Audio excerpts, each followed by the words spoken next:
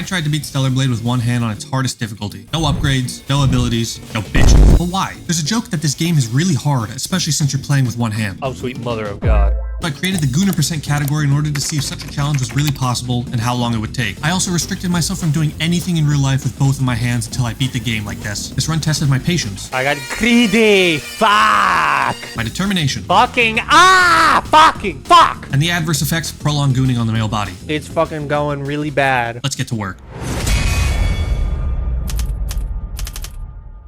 The run begins with us getting shot out of low Earth orbit and getting saved by this pretty lady. Oh boy, I sure do hope nothing bad happens to her. Making our way through the tutorial, I came to a quick and very horrid realization. I said I would stream the entire run in my last video, but the toll of streaming, recording, and playing the game was too much for my poor laptop and led to the recording looking like this. But that's a problem that future me can fix. Meanwhile, after storming the beaches of Normandy, getting our first death, and losing the pretty lady we met nearly 5 minutes ago, we go through a title sequence and are introduced to Adam. And you may have several questions. What's that attached to your controller? Why are you holding a banana? Why are you doing this challenge? I'm fat, ugly, and pull 0 women. I'm just kidding. About the fat part, the other stuff's true. While I could have played the game with one hand by remapping some buttons on my controller, we live in the 21st century, which means we have access to new and innovative ways to game while gooning. So I made these face button pushers and an R2 pusher. I would have put a time lapse for the 3D print, but I lost the footage. Since I can't show myself gooning on YouTube, I'm holding this banana as a family-friendly placeholder during this run. And to really increase the difficulty, we're going in raw. That means these rules apply during the run. This is all also taking place in a new game hard mode save, where every enemy has 100% more damage and 400% more health compared to normal mode. The rules explain, we make our way through the next area, 807, until we reach the first of many challenges of the run, the creepers. Oh man! Several issues immediately began to show themselves during this fight, namely my inability to easily click R3 in order to lock onto enemies, and the lack of crowd control capabilities since I couldn't use any beta skills. God, there's so many. I didn't have a fix for the first one, but luckily for us, there are explosive barrels everywhere in this area that can allow you to deal with all of the enemies pretty quickly. Unluckily for us, there's a second phase to the fight, and I hadn't fought against this guy in a while, so I died. Oh, come on! And died. Fuck! I kept dying for about 20 minutes since I had to deal with the spiders every time I failed. Fuck! We eventually managed to beat it, however. Oh. Thank God! And make our way to this parking garage where we unlock one of the few things I'm allowed to use during this run, the blink. Whenever an enemy starts glowing blue, if you move forward and dodge at the same time when your sword glows blue, you do a blink which sends you behind the enemy and stuns them for a bit. And it doesn't take long for us to realize why we were given a new ability. We're at the first boss now. Hey, that guy kind of looks like a... Don't say anything. Abaddon is the first boss and second longest fight in this entire run. This is owed mostly to his health, my sword damage being the lowest it will ever be, and that I have no counters. This fight took me nearly 6 minutes, and that's with the help of explosive barrels in the area that can do 40% of his health nearly instantly and send him into his second phase. Oh my God, thank God.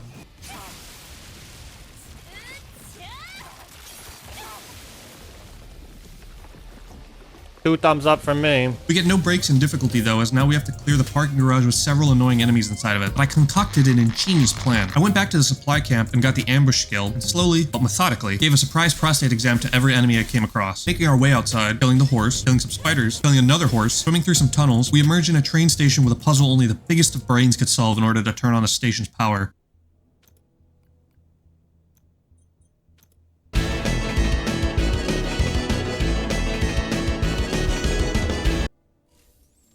We then take the newly powered train to the flooded commercial sector where we need to get a password to progress.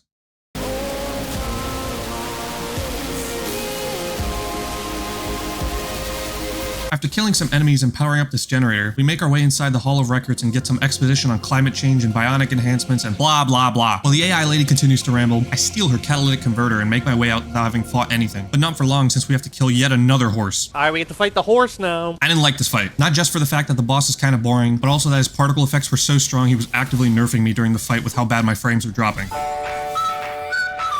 I planned for the future though, since after the Abaddon fight, in addition to getting the ambush skill, I got a combo upgrade that allows me to hold the final input in a combo string to deal more damage and stun the boss, allowing me to actually use longer string combos without dying. That will make my life so much easier. Running past the next group of enemies. Good evening, gentlemen. Goodbye, gentlemen. Good evening, gentlemen. Goodbye. Oh, fuck. I'm dead. I'm dead. I'm dead. I'm dead. Oh. We enter the next area in 807, the construction zone. To progress in this area, we need 3 ID cards scattered in chests to gain access to a crane system. The first card formally introduces the first of many enemies in the game to do long combo strings after they glow red, defeating him in the most masculine and confident way possible. Oh, please. We make our way to the second key card, once again overflowing with testosterone. Ah! Get me away from him. After 2 quick kills, we aggressively take an elevator to the final key card. Wow. What a view. Damn right. It's hard to imagine. Let's go. Imagine if we both got low taper fades, though. Nice. Now use the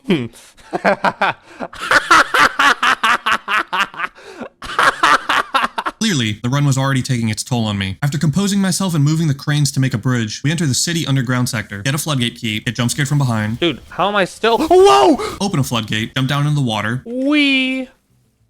Please help me. search more corpses for another floodgate key, find and kill this robot to get a drone upgrade module, and then finally make our way outside. Real boss-shaped area here. Boss-shaped bulge in the ground.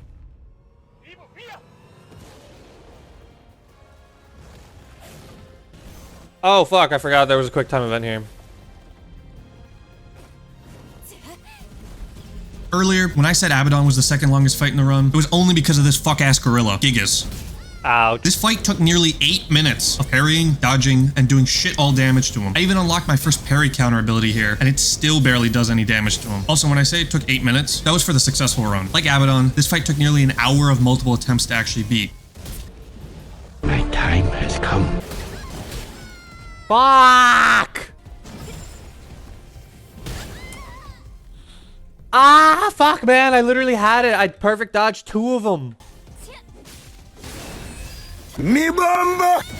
Fuck! But beat it, I did. Get it? The joke is sex, because my sex life is a joke. We take the core out of the Alpha Natiba, and we're then introduced to the next supporting character, Lily, who was trapped in the pod that was in the middle of the arena the entire time. Afterwards, we make our way to the city of Zion and talk to the Oracle named Orkle and his bodyguard Man. What the fuck are these names? Where we learn we need 4 Alpha cores to create a Master Core in order to meet the leader of the Natiba, the Elder Natiba. Orkle tells us he can track down the next Alpha for us, but we need to bring him more catalytic converters to charge his personal link, so he tells us to go to Altus Lavoir to get one. Before we leave, however, we get an upgrade for the drone, and now we can shoot bullets out of it. Block acquired. I realize how difficult it is to aim and fire with one hand, and I'm slightly worried, but think nothing of it in the moment. We head to the wasteland to make our way to Altus Lavoir, but in my hubris, I try to find it without the map, thinking my brain was big. But I had failed to account for that it was also very smooth. So I end up wasting 20 minutes wandering around lost, till I said fuck it, killed myself, and followed the map until I got there. Nice. Before being allowed inside though, we need to defeat this mini-boss. Now unlike any other bosses in the game, the Guardians of the Lavoirs only use red glow combo strings. Unfortunately in this case, she only has one. Unfortunately, if you miss a single perfect parry, she regains all of her balance tokens and shield. So you need to perfect parry all 6 attacks in order to do a retribution to do any real damage to her. Thankfully, it only took me 2 tries to do this. Unthankfully, is that even a word? This parry skill check will not be put to use as the entire next area is a gun-only section, and the genre of the game switches from action to horror. But how bad could it be? Sometimes foreshadowing is relatively obvious. Making our way through the purification scanner, past the test tube room, past the jihadist body bags, I ran into the next big problem of the run, my aim.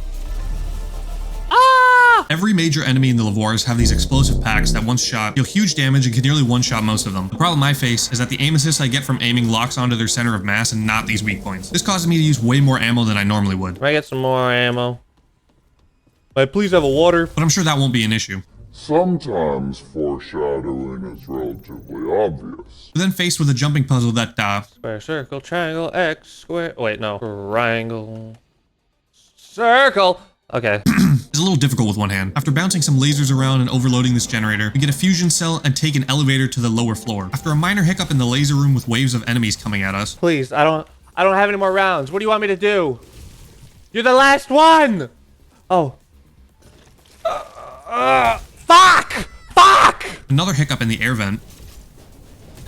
Stop hitting me, please. We make it to the next camp and get an ammo upgrade from 30 to 40 bullets, which we're going to desperately need very shortly. And let's see how bad this boss is. Surprisingly, not that bad. This fight took around 8 minutes because of how many times I whiffed on his weak points since I'm relying on ADS spamming to lock onto them. But overall, much less painful than I was initially expecting. Stealing the catalytic converter from its corpse, we notice a legacy, a glorified USB drive, which when played, introduces us to Raven, my favorite character. He's my favorite for no particular reason. Holy moly. She tells us that before the final war, which was the war between humanity and the Natiba, there was a war between humanity and their android creations, the Andra Eidos. Humans lost the war against their creation and fled to these underground facilities. But out of nowhere, Natibas appeared and destroyed the androids, and then humanity was able to flee to space to the colony. Following this revelation, we return and talk to Oracle, who now juiced with more energy, tells us the location of the next Alpha Natiba, Matrix 11. Kicking our way into the subway, we pass by this mangled corpse thinking nothing of it until a slimier version of a head crab reanimates him, and we're forced into a fight where we have to kill the reanimated person and the sculling, otherwise it'll try to find another corpse to reanimate. We're also introduced to these hives that spawn scullings and leave damaging pools next to themselves that, in addition to their huge health pools, makes fighting them like pulling teeth. Fuck! 10 out of 10 enemies right here. After finding the last drone upgrade module I need in order to get 50 slug rounds, nearly getting run over by a train, and cheesing another area by using the assault skill to kill the enemies, we make it out of the subway and into an interactive cutscene. Following that ordeal, we admire the view What a view. in more ways than one, and then get to arguably one of the coolest bosses and songs in this entire game. While Stalker has some insane combo strings, he also introduces us to the second ability I can use in this run. Back in Altus Lavoir, in addition to upgrading my drone, I unlocked this ability which, like Blink, is based on the enemy glowing, but this time they glow purple and you have to move backward and dodge when your sword glows. This pushes the enemy back, stuns them, and reveals a weak point that takes bonus damage to your gun. Luckily, the aim assist is pulled towards his weak point so I don't have to try and aim at it. After reveling in the fight for a bit, we divide him in half and gain access to burst skills, which while the active skills are inaccessible to me in this run, them being unlocked will come in handy very shortly. First, we need to clean this train to reveal the password and unlock the door to the next area. I think I just took psychic damage. Going to the skill tree upgrade station, I finally unlocked our first burst skill counter. After a parry or dodge, I could consume one beta bar square to perform a counter with alright damage. Now, after performing one of the beta counters, I can consume 3 burst bar squares to increase the damage by adding an additional part of the counter, making subsequent bosses not take ages to kill as well as looking sick as hell during the fights. Making our way through more labyrinthian sewers, a quick puzzle to open up another floodgate, going through here, past whatever this is, and whatever that is. We arrive at the title screen location. Is it bad to be gooning at a place that worships the dead? After looting the nearby corpses for some skill points, we get another burst counter, this time for a dodge, allowing me to counter after both parrying and dodging. Now we reach a part of the run I had been most dreading and worried about since coming up with this challenge, the lift. If you notice, there are several corpses on this lift, and way further down the lift near those weak points are some scullings as well as a hive that will spawn more scullings to animate all of these enemies. Normally, you'd want to shoot the weak points, which detonate some explosive barrels, weakening the hive and killing some of the scullings. But on hard mode, the hive doesn't lose that much health. I died several times, and by how I was sounding at this point, Fucking dude, that one-shots me. Dude, this is gonna be fucking pain and despair and agony. I'm gonna be, the horror of what I got myself into was creeping in. Contrary to my worries, however, this segment was as bad as I thought. Purely because if you kill the hive, even if you die, it won't respawn when you head back down the lift. Please, for the love of all that is holy, let that have counted. Yes! Oh my god. Oh my god, let's go. Let's fucking go. Woohoo! Let me push past this area in about 10 minutes and head down to the next boss. The fight begins with us interrupting a true bloat maxer in his home gym. He's the first dodge skill check in this game since most of his attacks are unparryable, and I really do mean most of them. It wasn't until I got him to half health that I was able to do a retribution, and that was with hitting all 12 of his parryable attacks up until that point. He also likes to abuse his size and smash into you, which stuns you but does no damage. These attacks are so fast, parrying them is really a matter of luck, so I don't even try to bother with it. The only real difficult part of this fight is this one leap attack that takes him off screen, so you have to rely on just memorizing the timings for the dodge or listening to the slight hissing he makes, and subsequently stops when he's about to land. I almost did this fight hitless, but right at the end I took a huge hammer swing to the face, but I got my payback nearly immediately. Swimming through more water, getting ambushed, and going through an escape sequence with one of the most awesome songs in the soundtrack that only plays for 1 minute in the entire game. Seriously, this is so underutilized.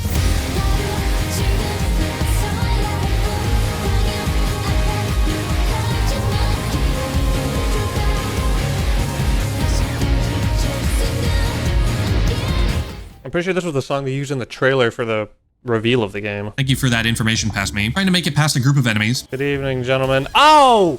Making it past a group of enemies, we make it to another supply camp just before the alpha and discover another legacy, but decide to watch it later. I'm sure this will prove to be our greatest idea yet. Heading into the Flint, Michigan water plant, we reach the First real skill check of the game. 저기 봐. 공중에 뭔가가 매달려 있어. 이제 어쩌지? 군체에서 구해.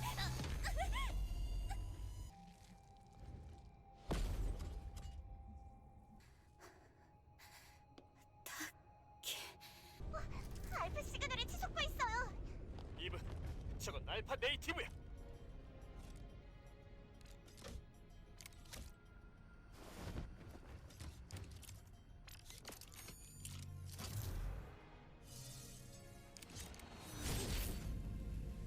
그럴 리가 없어. 그럴 리가. Surprise! The pretty lady from...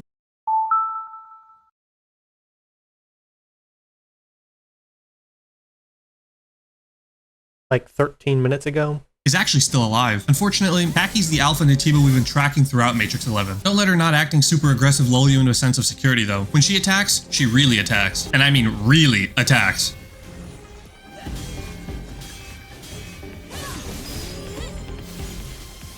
Not to mention, she turns into Sephiroth and goes into her second phase with less than a quarter of her health gone and gains the ability to do whatever this is. She's also the first boss in the game to have 3 phases. I wasn't putting it lightly when I said this is the first time in the game all of my skills as a Gooner would be put to the test, especially since... Damn, it's really hard to fight through all these tears.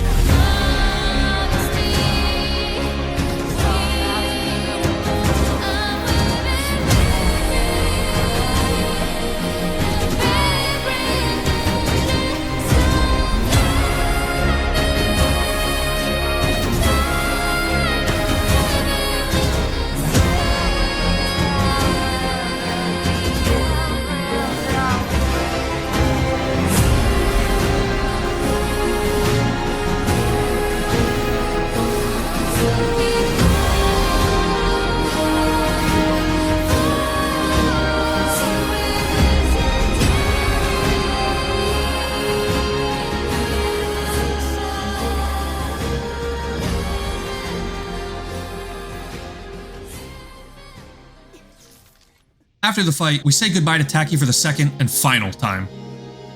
No, seriously, she's actually gone now.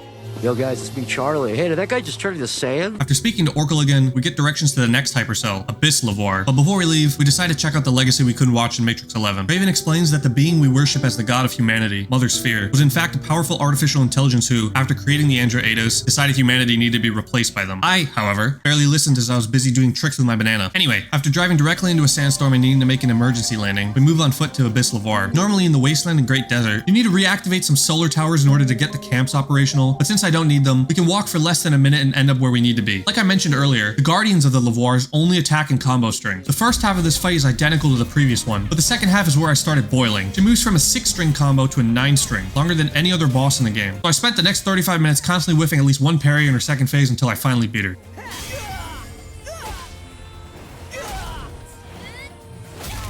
Thank goodness for that. Wow, that part was difficult, but I think the next gun-only section will be fine. How bad could it really be? Sometimes foreshadowing is relatively obvious. Heading past these shredder blades, struggling to shoot this hive to disable them, getting past the spit room, dying at the end of the spit room. Ah, come on. We arrive at what I've been subtly alluding to, the underground passage. Gentlemen, I don't have the ammo for this right now. This would become my biggest problem for this part, and also this. Ah, get away from me, please, I beg you. And this. Oh my. This is summarized in a segment I like to call... This is literally just me banging my head on the wall until something works. Fuck! Can we not fucking box me in like a fish? Ah, barnacle. How many of you are there? Cool, man, cool. Why did I get stuck there? Oh, cool. Fuck. But it'll help if you just sing along. Fucking, dude, what? What? When all hope was lost, though, an unlikely solution was born. I just had the biggest epiphany. I don't need to move in this part. So what if I just did this? Huh? No, not that. Ah, wait, I'm stupid. I can't click L2. At the beginning of the run, I mentioned that my PC was too weak to stream and record the game. At the time, this seemed like a weakness. But here, in the depths of this grotesque corridor, the red-hot glow of my GPU was like the sun itself. As long as I didn't stop firing my gun, my frame rate would continuously drop, slowing my gun's fire rate but not my aim, allowing me to shoot at their explosive weak points and barely, and I do mean barely, beat this section. Oh, that took dude, that took me 45 minutes. Taking a break from the action, I maneuver around some lasers. Deactivate the security system, do some hot girl shit, and enter a reused boss fight. Before fighting this boss though, I quickly restarted my PC to fix the frame rate issue. Okay, I'm gonna... This time, Maelstrom has 5 weak points, but with how much practice I got with the gun in Abyssal War, the fight went well, and I got it done in under 6 minutes. You know the drill by now. We get another hypercell and listen to another one of Raven's legacies. Continuing from the last legacy, Mother Sphere and the Andro Eidos defeat humanity and declare themselves the new human race, and the surviving humans, the real humans, evacuated to underground facilities. Their leader, Raphael Marx, who is also the one to create Mother Sphere, undertook extreme genetic engineering research and countless experiments in order to fight back against the androids. Beings that have lost everything. Everything but brute strength and survival instinct. That's what they've become. Monsters. The monsters that we're fighting are the Naytibas.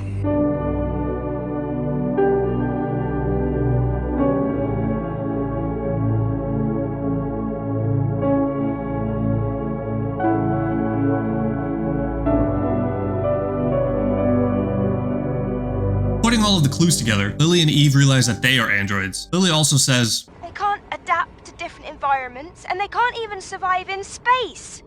What an odd thing to say. Heading back to Oracle after increasing his personal link, he reveals that the next Alpha Naytiba cannot be found on Earth. Therefore, we have our next destination, the orbit elevator. On the way there, Adam says he actually has to return to Zion for an emergency. But in order to not waste all the time we spent getting here, he decides to take his bike while Lily and Eve continue onward. Landing at the Orca Space Complex, we get our first view of the orbit elevator, but it seems pretty damn far to walk on foot. Looking for a way closer, we run into Naytibas that have infected machines rather than the purely organic versions we've seen up to this point. What the dog doing? Making our way through some enemies in order to close this dam and get jump scared. We get a password to progress through these tunnels, go across a wall running segment, and up to another supply camp. After resting for a moment, we enter our ticket into making it to the orbit elevator, the hypertube complex, where we need to activate 3 nearby generators in order to open up the hypertube. After it's open, we enter the most fun part of this entire game, hypertube surfing.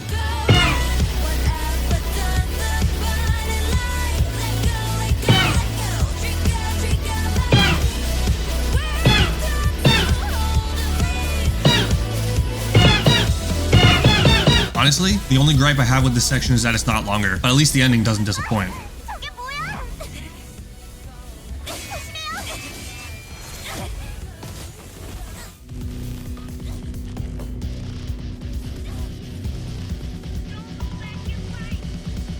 If it wasn't apparent since Taki, the bosses really start ramping up in difficulty, seeing as how this is Belial's first attack, but I'm not as weak as I was at the start of the game, and at this point, I'm really starting to get the hang of playing the game with one hand. Not wanting to leave Belial out of the experience, we take off his right arm. Completely ungrateful, he proceeds to jump straight through the ceiling to get away from us. Chasing after him, we end up at the Space Logistics Complex, drop a cargo container on this dumbass turret, and end up angering every other cargo container in the area for our crimes. After escaping the violence, we enter a TSA checkpoint, except whenever they find contraband here, they firmly, yet politely, ask you to stop existing. Making it through the rest of this metallic jungle, we end up just outside of the Raphael Space Center. Unfortunately, the TSA is still alert, still very polite. A couple of close calls later, Let me inside. we make it inside and witness the true majesty of the beginning of the end of our journey, the Raphael Space Center. The awe of the place is cut very short, however, since we need to turn the power back on to this place, and it's blocked by all of these battle droids. Oh goody. And so many fucking tentacles.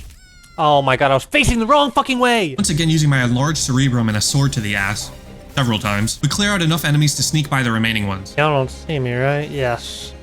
Sneak on by. And do this minigame to restart power to the station. Heading to the other side towards another supply camp, almost dying to some tentacles trying to sneak to said camp, we activated to quickly recover some health and learned there were 4 orbit elevators on Earth, all of which were destroyed in the final war but this one, Spire 4. Trying to take the normal elevator towards the cargo elevator, we realize the activated power doesn't reach here, so we have to head to a nearby room where we get to One of my favorite bosses in the entire game. Unlike me, he's able to regenerate his lost arm at the start of the fight. Also unlike me, he's able to run from attacks. By this point in the run, I was starting to realize how much of a mistake it was to add that rule, since he had this one attack that for the life of me, I just couldn't figure out the timing of to dodge consistently. Also, like Juggernaut, he has this really fast, non-damaging attack that just stuns you. The astute among you may also see the amount of damage I do per sword swing and think I changed the difficulty or started using some damage boosting item. You'll soon see this isn't the case because this boss has not 1, not 2, but 3 health bars you need to get through in order to win, with each phase adding a new bullshit attack for you to try and survive. Dude, that is such a stupid move. This fight was also where I could feel myself starting to lose it, since this was the difference between my reactions as I kept attempting the fight. Oh, fuck, man. Fucking Christ. That was... Oh, fuck. Fuck. Eventually though, after 3 health bars, we overcharge our railgun and take his right arm for the final time, putting him down for good and bringing us one step closer to getting my hand back. Reactivating the power to the elevator, we make our way to the cargo lift and into the start of Spire 4, where I witnessed this visual bug. What the fuck? Before starting the long ride to space. This, however, is cut short since Natiba contamination blocks our path and we're forced to make a detour. Using these nearby broken stairs, I was able to assault kill this sentry Borg. Perfect. Quickly dispatch the 2 nearby tentacles before getting introduced to an even worse version of the hive, the machine hive. This version doesn't spawn Skullings and instead spawns these Kokeshi droids whose only means of attack are leaping at you and blowing themselves up. The easiest way to deal with them is to hit them once, which usually triggers their explosion attack, get close to them to make them start blowing up, and then back up. Not too bad. I can't say the same for the machine hive itself. I start by using all of my ammo to try and chip away as much of its health as I can before I start attacking it with my sword sense. Are you fucking kidding me? Instead of leaving a damaging puddle on the ground, this guy spits out explosive balls that one-shot me if I get hit by them. So I immediately repeat what I just did. Dude, there's no way. 3rd time's the charm as I, much more carefully, clear everything and attack the hive while also avoiding the electric AoE attack it does at low health, nearly getting it before this happened. Oh, please. I'm gonna fucking freak out! 4th time's the harm as I finally kill it before I get jumped by a bunch of cephalopods. Ow, ow. Ah! Like the normal hives, the machine versions don't respawn, so there was a silver lining to this situation. Beating the next machine hive first try, we make it to the reason for the detour, the contaminated maintenance sector. Running past some spiders and a lump, activating a camp and doing some parkour, we reach a dead end, so we have to start climbing from the outside. This is one of my favorite parts of the game. Just look at this. Oh my god, this is magnificent. Beating another machine hive, killing and then dying to the machine hive. Okay, I think that should count. Ooh. Oh, you've got to be fucking kidding me. After a quick death and crash out. Why am I getting stuck in corners? I managed to stay alive after defeating it and make my way forward and got through another escape sequence before an area less than 10 seconds in length that, once again, plays a song so good, past me you couldn't skip it. I have no idea what the game's composers took as they made the music for the latter half of the game, but they've gotten better and better and they have not missed a single time.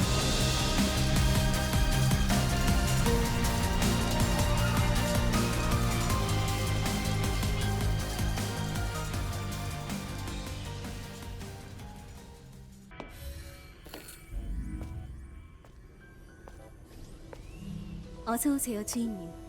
깜짝이야! 오르카 항공에 돌아오신 것을 환영합니다.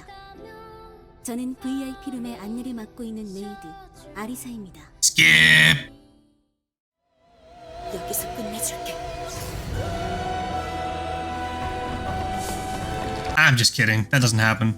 Kinda. So we're introduced to this maid-type human, Arisa, who informs us that the passenger elevator is suspended due to a code red being issued. Lily quickly resolves this with her hacking skills where we're led to the 2nd floor, the family suite, where we get to see this. Aurora Borealis? Aurora Borealis! Getting yet another character taken from us in 5 minutes, saying goodbye, doing whatever this is. Get me away from these people. And then getting angry at Arisa being alive again because it meant I would have to redo the fight. Are you fucking kidding me? After getting stuck on the fight for 10 minutes, I eventually make it to the top of the passenger lift where we enter the Prestige Lounge. Clearing the last non-boss enemies we'll fight in the entire game, some with more difficulty than others. Give me a moment here, please. Yeah, just give me a moment. Perfect. Perfect stuff right there. Beautiful. Whoa! We make it to another supply camp where we can relax and...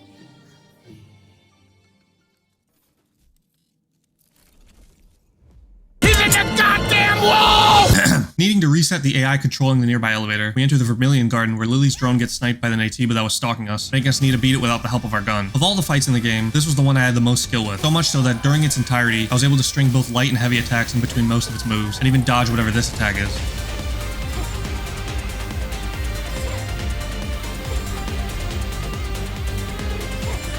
The key to this fight, especially since I couldn't use beta skills, is to be aggressive. Every time the boss tries to back up during the first phase like this, it can spawn some Kokeshi that usually won't try and blow themselves up unless you hit them at least once, and I can't ignore them since even their basic jump attack can one-shot me. Fuck off! Fuck off! But if I hit a charged combo string before the boss can spawn them, I can interrupt the spawn and avoid having to fight them. The main problem starts coming in the 2nd phase. I'm coming. Now when the boss backs up, it spawns Kokeshi while it creates distance, and the timing to prevent the extra spawns becomes much smaller since now you have to stun it during the animation of the spawn instead instead of any time before they spawn. This leads to the second phase sometimes being absolute chaos, trying to avoid the Kokeshi and boss while trying to clear the field. The boss also gains a silence ability that can make me unable to use any skills, including my counters, but that's not much of a worry since I have such low health. If I get hit by it, I die anyway. Though the secondary effect of the silence attack is that it enrages all of the Kokeshi. In the best case, it makes them try to blow up next to me, letting me clear them all without having to hit each one once. In the worst case, they gain the ability to shoot at me, which usually leads to this.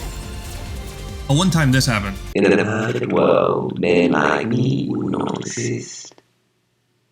But this is not a perfect world. Damn it! They just nuked my ass. The second they... Why did they all fire at the same time? That's actually fucking terrifying. After losing my mind a couple of times though. Fuck! Fuck! Fuck! Ah, fuck. I got greedy. I got greedy! Fuck! How do I fuck that up? Oh man, oh man, oh man, oh man, oh man, oh man, oh man, oh man, man. Alright. Harakiri finally goes down. If you didn't notice during the fight, you can definitely see how stressed I was by how much my banana hand was shaking after I finally beat this fight. After Lily reactivates the drone and says,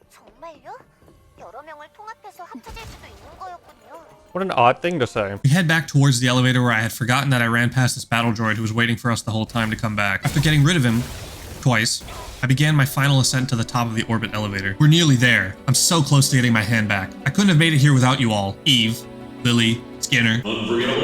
This is the only part of the game where all you can do is wait. It is a pure elevator simulator, and yet they know how to make damn good elevator music. Time is running short, so why you lost? Couldn't you believe the truth, darling? Don't you worry, 'cause I'm here now, and we'll still shine. Time is running close, let's get out what's lost. Colors are laundering, and he's done. There's a word I'll keep all time.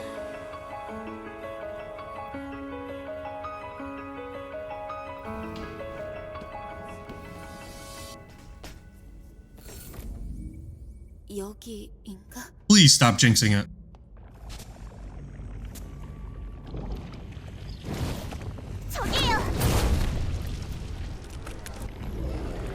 Don't never buy no weed from the gas station.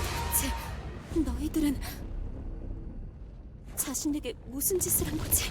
I think he bought weed from a gas station. 이라도 여기서 끝내줄게. Earlier when I said skipping the Arisa cutscene leading to Demo Crawler was only a half lie, now you know it's separated by just a couple of other cutscenes and a boss. We're thrown right back into the fray without a break. Since I had real life obligations, like stealing and selling catalytic converters, act broke to stay rich! I came back to this fight a couple of days later and this was my reaction.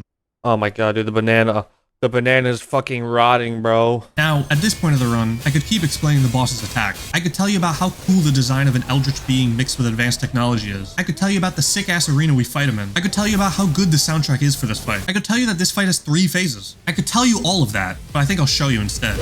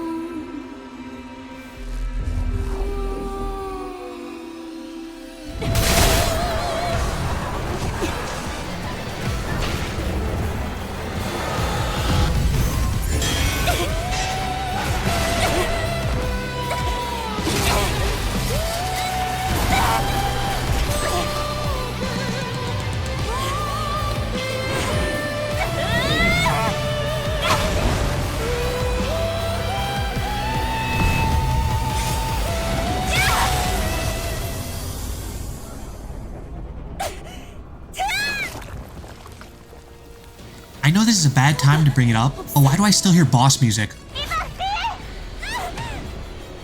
Ooh. Ah, that hurts.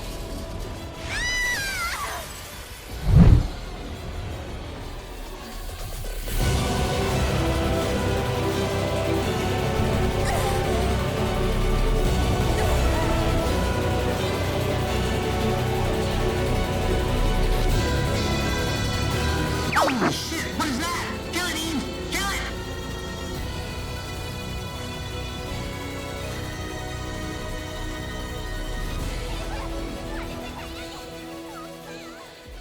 After using one final overcharge for the railgun, Eve manages to kill the Demogorgon,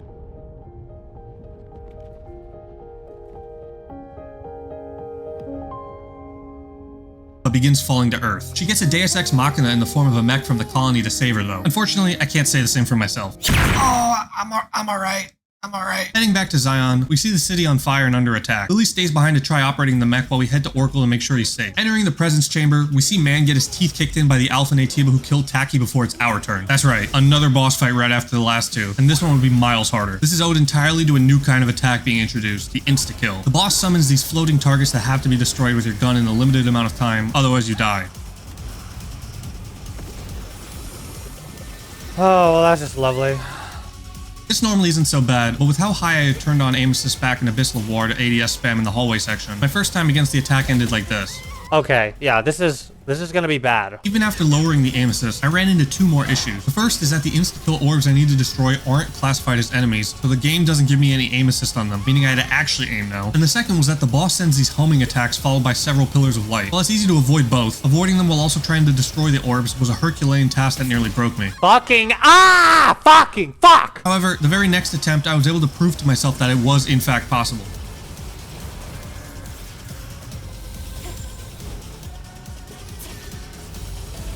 Oh my god. Which gave me enough motivation to tough it out long enough to finally put this boss down. Oh my god, please. Oh fucking Christ, dude. Oh my god. I don't know if the camera can pick it up, but my hand is shaking so bad right now.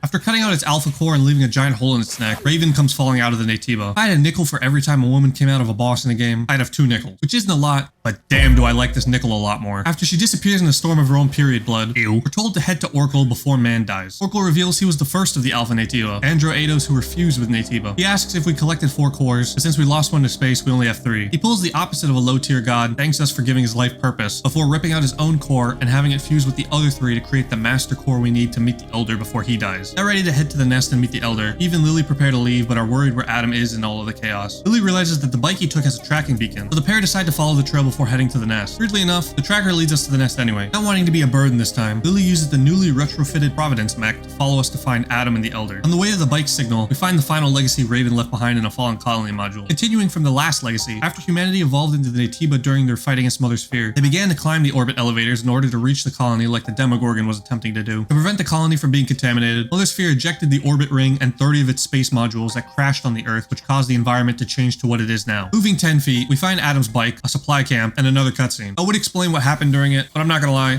I got a little distracted. This is the greatest cat fight in video game history. There's no gimmicks, no kamikaze dolls, no insta-kills. It's just you and the hotter version of you. Raven does something for everyone. If you want a woman who's crazy, she's got it. If you want one who hits you, she's got it. If you want her to step on you, oh brother, she's already doing it. What? Raven is the ultimate test of everything we've learned in the game. For most people, she's easily the hardest boss in the game, and this was especially true for me. Just look at the difference in the banana from when I first got to her to when I beat her. From insane reaction time parries to even nuttier combo strings. It'll take everything I have to get past her. There were so many times during this fight I wanted to quit. Fuck! Damn it! Fuck! But as I held my rotting banana, the voice of the great Gooner, Warren Buffett, rang out. The last stroke makes you nut. This doesn't mean the first stroke is ineffective. Success comes from continuous effort. Whether it was through bosses that took me 10 minutes, hallways of despair, and even learning to properly aim with one hand, I was able to succeed. No matter how hot a woman this game would throw at me, I would get past her and get my hand back.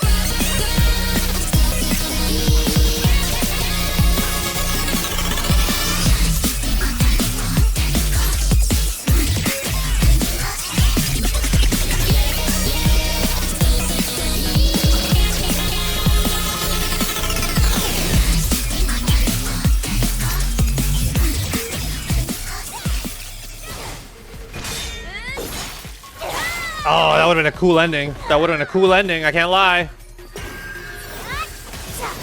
But this is just as fine. Oh, come on. What's the parry button? What is it? What is it? What is it? What is it? What is it?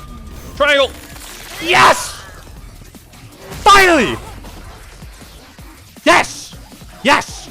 Yes! Fuck you!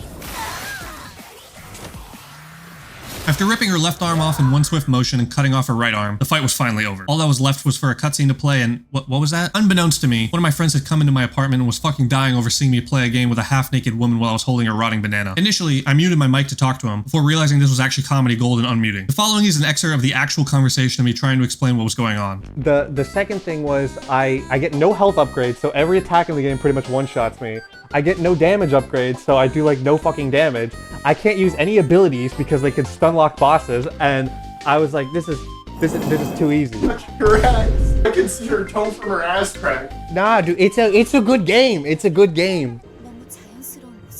I don't know, man. Flying jellyfish seems a little out there. Making our way through the nest, we make it to the final camp of the run, healed up, and headed toward the final boss. I can see the end of my journey too. If it wasn't obvious enough from the start of the game, Adam, or Raphael Marx, was the Elder Naytiba the whole time. He explains that his grand plan to end this war between the artificial Andro Eidos and the organic Naytiba is to have the most advanced Andro Eidos, Eve, merge with the strongest Naytiba, the Elder, in order to combine the two races into one. He offers us a deal to create a single evolved human species. Unfortunately for him, I came here to get my right hand back. Shouldn't have offered me your left hand, stupid. I'm getting my hand back. Dealing with his first phase is pretty much a playable cutscene since he only has 2 attacks. Granted, in my case, it was a little harder since both could one-shot me. Oh! But we got through it. After getting angry from Lily trying to stop him, he vaporizes the mech and monologues before transforming.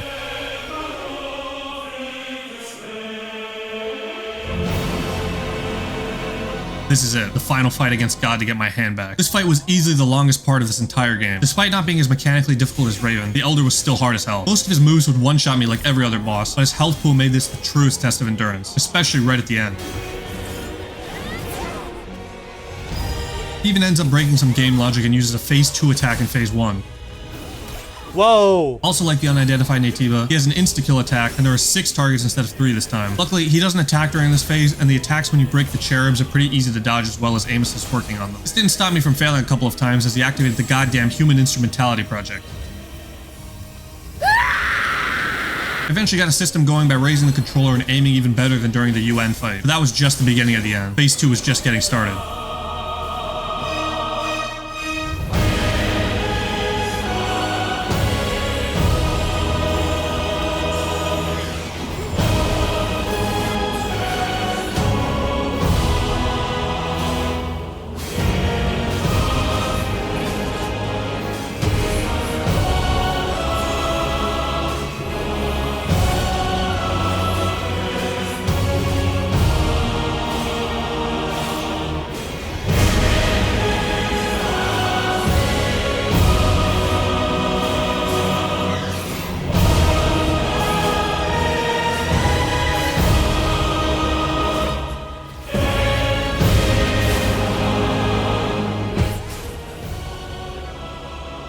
Finally!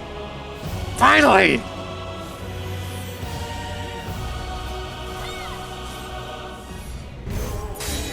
Yes! Yes! Yes!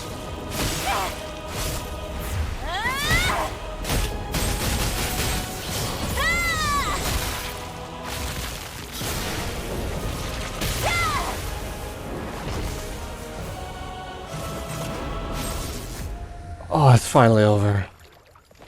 Oh, it's finally done.